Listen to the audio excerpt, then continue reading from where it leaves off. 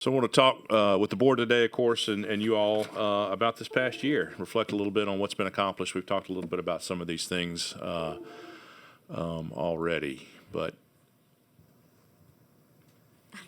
there we go. We can start there. That's fine. So it's been a good year. It's been a heck of a year. Lots of good things have occurred with Louisiana's coastal program this year. A lot of headlines have been made. You're going to hear a theme throughout this talk of things that I'll talk about, and projects and efforts that I'll talk about that are the biggest. You'll hear unprecedented. You'll hear a unique way of approaching a problem and solving that problem. And so that's really been, I think, kind of the theme of 2023. Next slide, please. So we'll talk about kind of the numbers. We always like to do this, of course, and so in 2023 there were 15 new projects started. The value of those projects was over $3 billion. We had 8 projects that were completed worth about $225 million. 10-plus miles of levee have been improved over that period of time, and about 6,600 acres of marsh were created. All of that was a result of the pumping of about 22-plus million cubic yards of sediment. And again, as I like to do to give you an idea of what that, how much sediment that is, that's about 6 superdomes worth of sediment. So it's quite a lot. Next slide, please. So just to talk a little bit about a few of the specific projects, some of that have been completed. One in September of this past year, the South Pass Bird Island Restoration Project. This is a project in Plaquemines Parish. It involved the dredging of a couple of crevasses off of South Pass to improve water flow and river influence into the bay, the West Bay there, and the construction of the island that you see there, about 5 acres worth of nesting and overwintering habitat for various species of waterfowl and other wildlife in that region. Another project in Plaquemines Parish that's in progress is the Grand Chenier Marsh Creation Project. This project ultimately will create 300 or 400 acres of marsh in Plaquemines Parish as well, and happy to have that project underway. Next slide. So you see the video here, and this is one of those biggest ever projects that I mentioned earlier. So this is a living shoreline project. It's the largest living shoreline project that CPRA has ever constructed. It was completed in May of this past year, or this year. It's the Biloxi Marsh Living Shoreline Project. You can see a couple of the features in the videos that you see here, wave attenuation devices and the interlocking shore jacks. Those are the wave attenuation devices. You'll see the shore jacks in just a moment. So we're happy to have this project completed, and again, it represents the largest living shoreline project in the history of CPRA in the state of Louisiana. Next slide. So another first, at least a first for CPRA, is you'll see the Henderson Lake Spoil Bank Gapping Project that was completed in September of this year. It's in St. Landry and St. Martin parishes. This is a project that's part of the Atchafalaya Basin program and is self-explanatory. We went in and we put about 25 gaps in a spoil bank along the Dixie pipeline, which runs east-west across the basin and impedes water flow, mainly from north to south, but also from south to north. And so this project will help to improve water quality, improve water flow. And in fact, this is just downstream of the Bayou Catawba structure and can have impacts as far north as the Alexandria region as water is moving through the Bayou Catawba structure and south through the Atchafalaya Basin. So great project there. Again, something we're proud of. You see the Long Point Bayou Marsh Creation video as well on this slide. This project is in progress. This is a NERDA project, but it's not associated with the BP oil spill dollars. This is a unique project in many ways. It was designed by the state through the CPRA program. That design was adopted by the Corps of Engineers, which I believe is the first time that has occurred.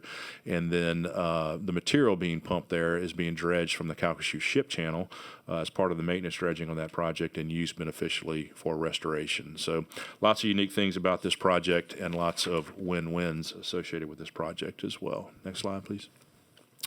So we've talked about this a little bit in the past, but again, Bayou Lafourche pumping capacity improvements project is underway. You see the piles that are being driven there on the right-hand side of the slide. That will be the base of the new pump station for Bayou Lafourche that will introduce fresh water into the bayou, help reduce saltwater intrusion, and improve freshwater availability, of course, for the entire region. Uniquely associated with this project is the way it was funded. It's funded through an EPA grant administered by DEP DEQ, State Revolving Loan Water Resources Grant. We're certainly happy to have worked with DEQ on this and EPA in their partnership to be able to get this project completed. It's about a $96 million project that will greatly affect the Bayou region and help improve things in that area. Next slide.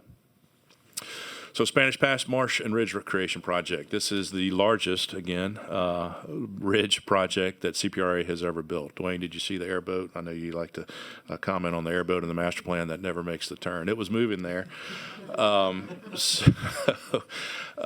Nonetheless, this is, again, the largest marsh and ridge restoration project that CPRA has ever built. It's about a 7-mile ridge being built, or was built and completed in May of this year in Plaquemines Parish as well. You see some of the video of the ridge and the marsh platform there. Next slide, please. Large-scale Barataria Marsh Creation Project, the Upper Barataria component. This is a sister project, actually, of the one we just spoke of, the Spanish Pass Project. This is being led and implemented by NOAA in partnership with the state of Louisiana, CPRA. This project was completed this year in Jefferson Parish. And is the largest project, one of the largest restoration projects that NOAA has ever led. So again, another component of marsh creation in the Jefferson and Plaquemines Parish and Lafourche Parish region, kind of that land bridge across the Barataria Basin that we're happy to have completed. Next slide. So a couple other projects moving, one in the eastern portion of the coast, one in the sort of the central or southwestern portion of the coast. The Freshwater Bayou Canal Shoreline Protection Project is in progress in Vermilion Parish. You can see it's in the video here. It's literally just underway. Those are the first scoopfuls of sediment, if you will, from the channel to help build that project and restore the shoreline along the Freshwater Bayou Canal. And then the Bucktown Living Shoreline Project, you can see it's in its beginning stages there and is in progress in Jefferson Parish. One of the unique things about that project, of course, is it's one of the few projects that we build basically in an urban setting, and is one that can be accessed by a large population center in the Jefferson Parish, greater New Orleans area. It will involve not just the breakwater or multiple breakwaters that you see there, but also some marsh creation behind those breakwaters and some public access features as well in terms of kayak launches and still water area for folks to be able to boat and kayak in that region. Next slide. So another couple of projects, risk reduction project in the Jefferson Parish that's in progress, a Lower Lafitte Tidal Protection Project. You see the groundbreaking there that just occurred in, I believe, October of this year. But this involves many miles of sheet pile, concrete caps, sheet pile, flood walls, floodgates, and so forth, and improved levees in that region to help an area that was so heavily impacted by Hurricane Ida. With the storm surge protection. And then in New Orleans, New Orleans East, the New Orleans Land Bridge Project, you see that video that the project is underway in February of this year. It's a shoreline stabilization and marsh creation project that we're partnering with the U.S. Fish and Wildlife Service through the CPRA program to implement there. Next slide. Again, largest project ever in CPRA's history, the Lake Bourne Marsh Creation Project. This project is still in progress. It's in St. Bernard Parish, just across the MRGO, if you will, from Shell Beach and from Hopedale, if you're familiar with those areas. This project ultimately will build close to 3,000 acres of coastal marsh in this region. Again, an area that was so heavily impacted going back to Hurricanes Betsy, really, but Hurricane Katrina, certainly, Ida as well. So, again, happy to be seeing the progress being made on this project. Next slide. Any of you who may have traveled here from New Orleans or even east of there on I-10, hopefully you've seen the activity of this project. This is one that we're partnering with NRCS to implement. It's the LaBranche Marsh Creation Project. It is in progress. If you're traveling from here to New Orleans or from New Orleans to here, again, you'll see the marsh buggy backhoes in action. You'll see one there in the video, but they're building containment right now for large areas of marsh creation. A dredge will be on site any minute now to dredge sediment from the Lake Pontchartrain and pump it into this region to help rebuild parts of this marsh and swamp. Next slide. So touched on this a little bit previously, but this summer we were happy to have signed an agreement with the Corps of Engineers, with the Colonel, General Holland, on the Southwest Coastal Project. This is a $6.5 billion project. I think it was one of the first of its kind that incorporated both both national economic development factors and national ecosystem restoration features, I should say, rather than factors, into one study. So it was an integrated study that was completed. Agreement has been signed. Some preliminary work has been done, and I'm happy to say that in the early parts of this upcoming year, the first houses associated with the risk reduction piece of this project are scheduled to begin to be elevated to help reduce the storm surge risk for this region of our coast. Next slide, please. And this is one where we may need a little volume assistance, but let's see if this will play. The Chandeleur Islands form the very first line of defense for the rapidly diminishing coastlines of Louisiana. These uninhabited barrier islands also provide an ideal sanctuary for a multitude of plant and animal species and play a pivotal role in maintaining the biodiversity of the Gulf. Over the course of the past century, more than 89% of the island's acreage has been lost to hurricane damage, sea level rise, and disasters like the Deepwater Horizon oil spill, leaving the island's ecosystems vulnerable. A large-scale barrier island maintenance project to restore this invaluable coastal ecosystem is already underway.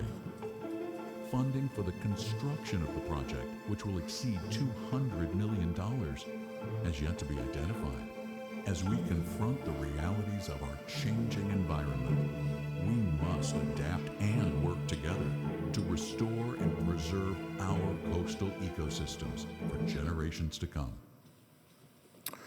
So a lot of interesting things related to this, and I know we've talked with the board over the recent past about the Chandeleur Islands, but certainly a unique habitat in Louisiana, and indeed a unique habitat in the entire Gulf of Mexico. And as we all know, our barrier islands serve as a first line of defense as it relates to storm surges. But a couple of interesting things about these islands, of course, and one of the reasons that we are doing a lot of preliminary work now. You heard in the video that funding for restoration of the islands has not been acquired, but we're working diligently to do just that. But nonetheless, this is the home of the Chandeleur Gull. The name sake, of course, of the islands is the only place that gull is found across the Gulf Coast or anywhere in the world, really. And then I know it announced earlier this year that for the first time in 75 years, the most endangered sea turtle in the world, the Kemp's-Ridley sea turtle, was found nesting on these islands. So they're very important, of course, from first line of defense standpoint, but also from a habitat standpoint as well. So next slide, please. Morganza of the Gulf. A lot of firsts associated with this. A lot of good work has been going on, of course. About $500 million has been invested by the locals, levee districts and parishes, and the state on this project. You see one of the features of the Morganza of the Gulf system that has been built, the L.H. Jones Pump Station. It was completed in July of this year, and you see the groundbreaking for the Humboldt Canal floodgate. And that's significant, not just because it's another feature being advanced for Morganza of the Gulf, but it represents the first federal investment in construction for this system. And so, again, another one of those firsts that I mentioned, and something that we're very happy to be working with and partnering with Colonel Jones at the Corps of Engineers in advancing this important project. Next slide. So I mentioned this earlier in my remarks with Mark, but certainly the Corps is moving out very, very quickly on the West Shore Lake Pontchartrain project. As part of that project, we are implementing the Hope Canal or Marpaw diversion restoration project, freshwater diversion, as mitigation associated with that project. And again, I'll just say this is exactly why CPRA was formed, to integrate these two types of actions, these two types of projects to be implemented for the good of the coast. So next slide, please. So we, again, all are aware we had a successful passage of the master plan this year. We are operating under a new master plan. It's the fourth one that has been passed by this board and then unanimously approved by the state legislature. And, of course, our annual plan was passed as well. So we're happy to get those wins in the legislature to help guide us in our actions moving forward. Next slide. So I mentioned this briefly a little earlier as well, and this really, the importance and significance, I think, of this cannot be understated, cannot be overstated, I should say. We were able to work with the Corps of Engineers, our congressional delegation, to do something that has been unprecedented, I believe, in the history of the Corps of Engineers, which is to take credit from one project, and you see the project in the video here is the Caminada Headland and Back Barrier project, and apply that credit toward the state's cost share for another project. In this case, it was the HISRA system, and it was in the amount of about $110 million. And so it's important for a couple of reasons. One, that's a lot of money that the state would have had to have written a check to the Corps of Engineers for, that we were able to avoid by receiving that credit. And two, it really kind of set the precedent for doing so and for setting up the process for making this happen. And I know, Colonel, I thanked you earlier. I, again, want to take the opportunity to just say thanks to you, Mark, Brad, and the entire Tiger team that I know were working many, many hours to help us get this accomplished. So thank you for that. Next slide. Mid-Barrett area, we've talked about that a good bit. We've got a little video we're going to share with you here. Today's groundbreaking marks a dividing line between talking about taking bold action to save our coast and actually taking that action. This is a big deal. It's a big deal for our state. It's a big deal for the country. What it means to be a steward of our environment, to be stewards of what God has blessed us with. So we should all take pride in the part that we played to make this day a reality, to make this dream come true, and for doing our part to ensure that Southeast Louisiana is as beautiful and significant and vibrant in the future as it is today.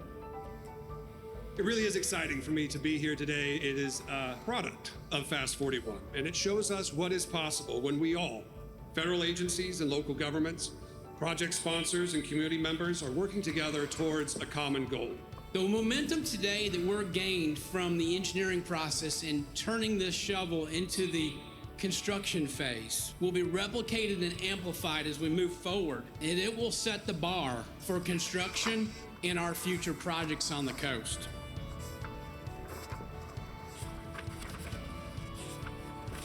Without our fishing industry, Louisiana economy suffers, and so does our country. We all know something needs to be done differently. Without bold action, we lose everything.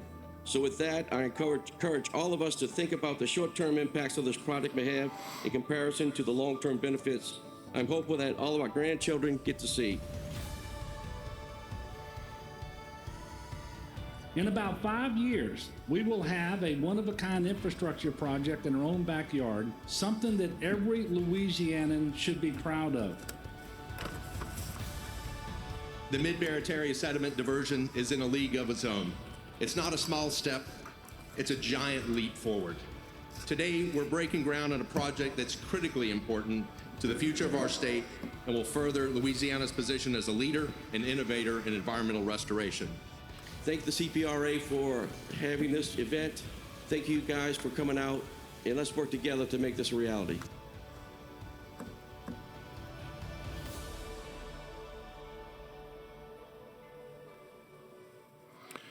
Next slide, please. So in addition to some of the bricks and mortar, or mud and rocks, I guess, as it were, accomplishments for this last year, there have been some real policy accomplishments as well, and you see many of those listed here. First offshore wind energy lease sale in the Gulf Coast occurred in this past year and was awarded off the coast of Louisiana. In terms of federal funding progress, has been tremendous advancements there as it relates to grants that have been applied for and awarded to CPRA and many of our local partners through the IJA as well. We named a Chief Resilience Officer that was formally established. Mr. Sutcliffe, who's in the back here, has been named that, and he has stood up the Resilience Task Force as well. Some real economic investments have occurred in the state as well. $55 billion investment in low-carbon technologies and a $1.1 billion investment in a photovoltaic solar panel manufacturing facility in Acadiana. It's the largest facility in the Western Hemisphere, and it's right here in the state of Louisiana. So these are great accomplishments. I want to thank Secretary Pearson, obviously, for his leadership in making those things happen in the state of Louisiana. That will be good, not just for our coast, but obviously for our economy in terms of those investments, the jobs that they will create, and the salaries that they will create for our citizens. Next slide, please.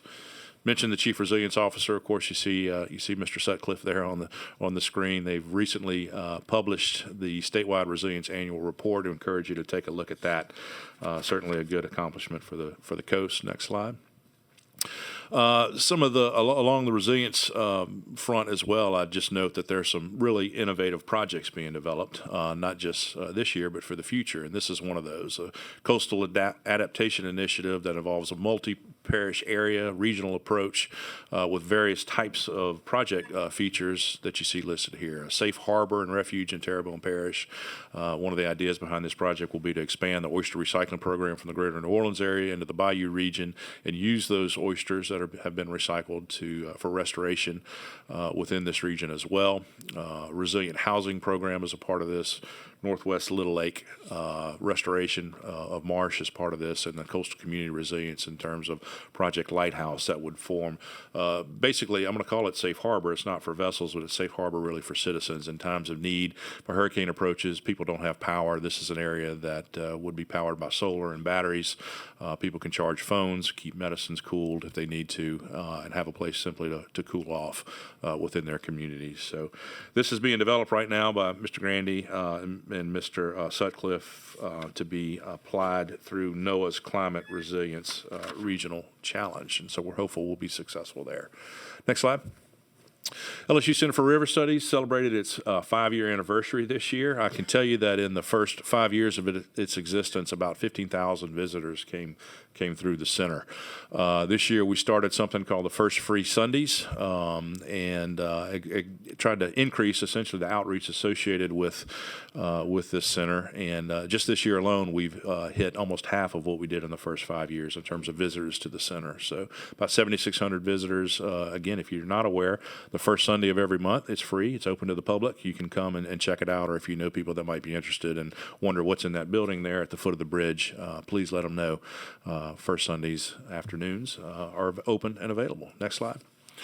And I think lastly, folks, I'll mention this, the governor mentioned this, of course, as we were able to break ground on the Nichols Coastal Center. So we have heard from the Nichols folks often. One of the coastal mottos is closest to the coast. So it's great to have broken ground on that center and have that being built and a fledgling coastal program being developed in Thibodaux at Nichols State University. So I think that's my last slide.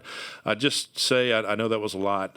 Many of you have heard some of that before. Some of it's been presented to you over the year, but it's good, I think, at the end of the year to kind of look back and reflect on what's been accomplished. I will borrow a phrase from the governor. I do certainly hope that you all share in our pride of progress over this last year and feel that we have laid a good foundation and have a high degree of confidence moving into 2024.